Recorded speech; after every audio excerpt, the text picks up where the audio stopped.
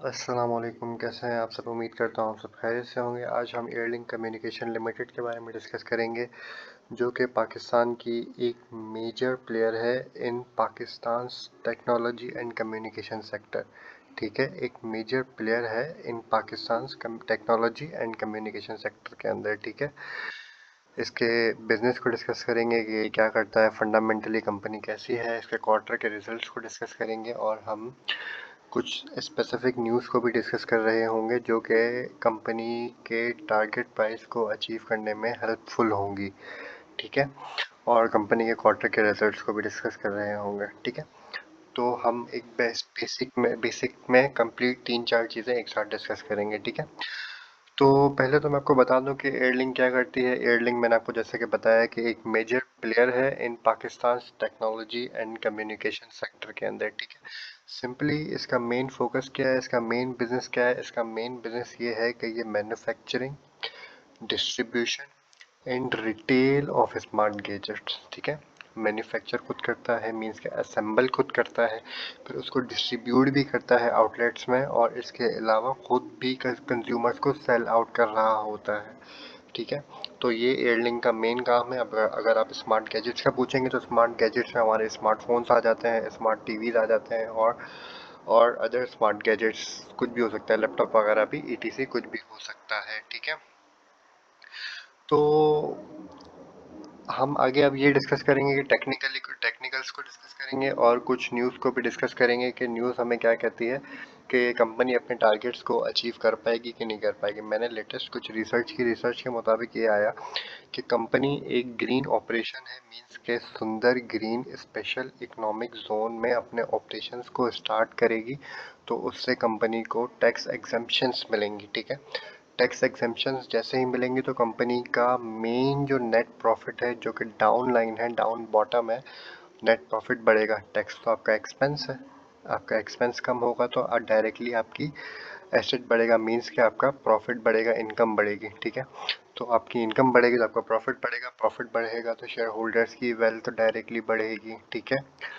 तो share holders की wealth बढ़ेगी तो आपका एक्सपेंस का प्रॉफिट एक्सपेंस कम होगा। ठीक है, तो पहली न्यूज़ इसके बारे में मुझे ये पता चली। दूसरी न्यूज़ मुझे इसके बारे में ये पता चली कि कंपनी ने थोड़ा सा लोगों से, मींस के मैनेजमेंट में थोड़ा सा माजरत भी किया है कि ये लोग Xiaomi के टीवी को लॉन्च करना चाह रहे थे, स्मार्ट टीवी और स्मार्ट कार्स वगैरह को लॉन्च करना चाह रहे थे।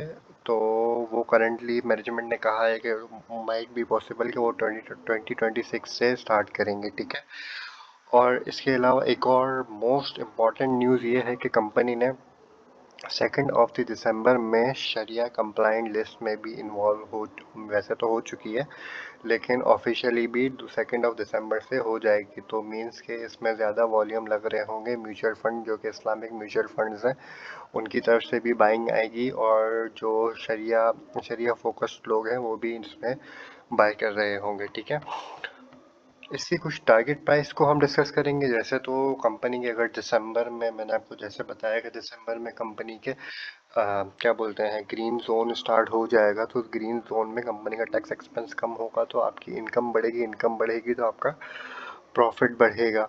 ठीक है, आपका प्रॉफिट बढ़ेगा तो इसका मतलब क्या है कि टारगेट प्राइस अचीव होने के ज़्यादा मौके होंगे। ठीक है, तो इनिशियली कंपनी का जो टारगेट होगा वो हम तकरीबन 220 और 250 का रख रहे होंगे लॉन्ग टर्म में, नॉट ए स्विंग ट्रेड। ठीक है, आप 2026 पूरा देख सकते हैं, 2026 में इंशाल्लाह ये कंपनी ये टारगेट अचीव कर लेगी। ठीक है, 250 और 270 के दरमियान, ये आप याद रखिएगा। बहुत सारी फर्म्स ने भी यही टारगेट प्राइस दी है। ठीक है, तो अब हम इसके क्वार्टर के रिजल्ट्स के बारे में डिस्कस कर लेते हैं। सितंबर क्लोजिंग में कंपनी ने 4 रुपए की, मीन्स के 4 रुपीज़ की अर्निंग पर शेयर डिस्क्लोज की है। ठीक है, विच इज़ हायर, और अब विच इज़ हायर मीन्स कि वो हायर है लास्ट क्वार्टर से। ठीक है, और कंपनी ने नेट सेल्स 24 बिलियन की दी है, जो कि क्वार्टर ऑन क्वार्टर बेसिस पे 30% का इंक्रीज़ है।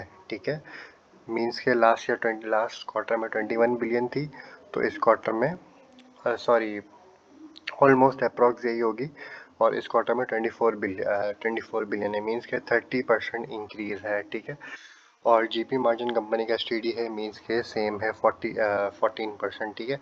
और कंपनी ने ₹2 की अर्निंग डिविडेंड भी दिया है, ठीक है।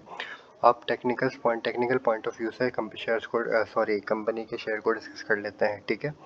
मैंने आपको फंडामेंटल बता दिया, क्वार्टर का रिजल्ट बता दिया और कंपनी की न्यूज़ भी बता दी और बेसिक्स आपको बता दी कि कंपनी क्या करती है, ठीक है। वैसे कंपनी का फ्यूचर आउटलुक बहुत अच्छा है, तो इसलिए अगर आप लॉन्ग टर्म के लिए भी रखेंगे तो कोई टेंशन की बात नहीं होगी, ठीक है। कंपनी वैसे अभी तो एक बेयरिश मोमेंटम को फॉलो कर रही है। 192 से 165 तक आना कोई एक मजाक बात नहीं है, ठीक है। लोगों की जान निकलती है, ठीक है। लेकिन कुछ अब अगर लोग हाई में बाय करेंगे तो लोगों की जान भी निकलेगी, इसलिए मैं सोचता हूँ, मैं बोलता हूँ कि इंसान को टेक्निकल्स की नॉलेज होना ज़रूरी है। फंडामेंटल तो वैसे ही ज़रूरी है, लेकिन टेक्निकल भी ज़रूरी है, ठीक है। तो टेक्निकली चार्ट ये कहता है कि आप इसमें अभी बाइंग लें या नहीं लें। वैसे अगर हम वॉल्यूम्स को देखें तो वॉल्यूम तो वैसे ही लो है, तो अभी इसको अवॉइड करना थोड़ा ज़्यादा ज़रूरी है। अगर आपके पास होल्डिंग रखी हुई है तो उसको एवरेज आउट करें, ठीक है। अगर होल्डिंग रखा हुआ है तो उसको एवरेज आउट करें। अगर आपके पास होल्डिंग नहीं है, आप न्यू बाइंग करना चाह रहे हैं, तो न्यू बाइंग के रेट्स मैं आपको बताऊंगा आपको किस रेट पे बाई करना चाहिए।